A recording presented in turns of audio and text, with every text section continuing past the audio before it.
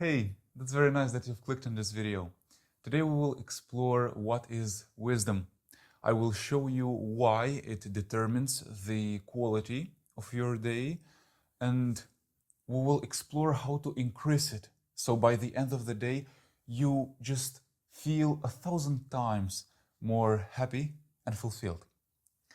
So, first of all, it is really important to say that all people are naturally better at some things and worse at the others. The quality of our moral standards, our beliefs and visions that we have determine the quality of the moments we go through on the daily basis and of our interactions.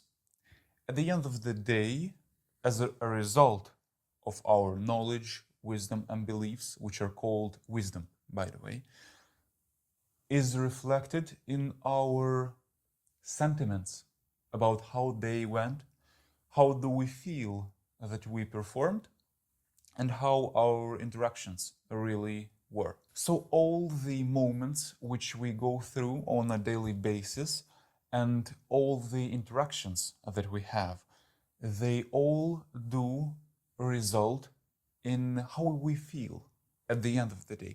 And they are shaped by our wisdom, by our knowledge, visions, and beliefs. So I'll give you an example. Take two people with same characteristics, absolutely same, with the same appearance, with the same status, but just take the different level of patience. So say the first person is really patient. He goes through its day, and in the morning it has an interaction with a partner or a family member. It has an argument. First person had the capacity to listen, had the capacity to explain patiently its own perspective and to listen to the answer from the first person. A great level of patience allowed him to arrive at a common ground, to take two different perspectives together and combine them based on its wisdom, based on the capacity to listen to and be patient. The other person, it didn't have this capacity. The low amount of wisdom resulted in constant interruption, and as a result, they weren't able to find a common ground and to settle on an understanding that will reflect and be beneficial for both persons. You see how the small quality of just one moral characteristic of a person, of its patience, can dramatically increase or decrease the quality of one interaction that we went through on a daily basis. But these are hundreds. We go through hundreds of interactions, and we have hundreds of vision, beliefs, moral standards that constantly shape the quality of our interactions. So, what do we want to do then in order to solve this problem? In order to increase the quality of our daily moments that we go through, of our interactions, we also have to increase the quality of our wisdom, to just increase our moral standards, to just increase the knowledge that we have, and so on and so forth. This will result in a more qualitative interaction with ourselves as well as with other people, because our visions and beliefs that we have, they just go through us on the daily basis, and we hold them throughout every interaction that we have. So, in order to do so, at the end of the day, just try to understand which were every single moment on the daily basis, a more significant moment, of course, that you went through. Then just point out some activities, some specific moments that you feel or think that were in a detriment for you, that were detrimental for your mental health or for your physical health. or the moments that you don't really feel uncomfortable with. Maybe you feel exhausted, maybe you feel sad, and so on and so forth.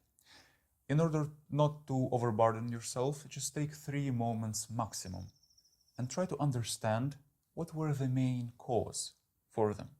And to find out this detrimental cause, ask yourself 5 times at maximum, why did it happen?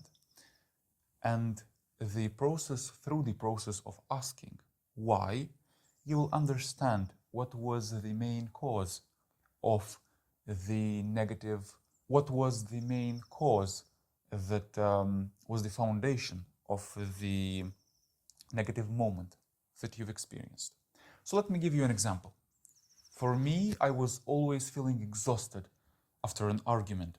I was trying to persuade another person to accept my point of view, and then I thought exhausted. I didn't feel that neither I achieved something or neither that the other person understood me fully.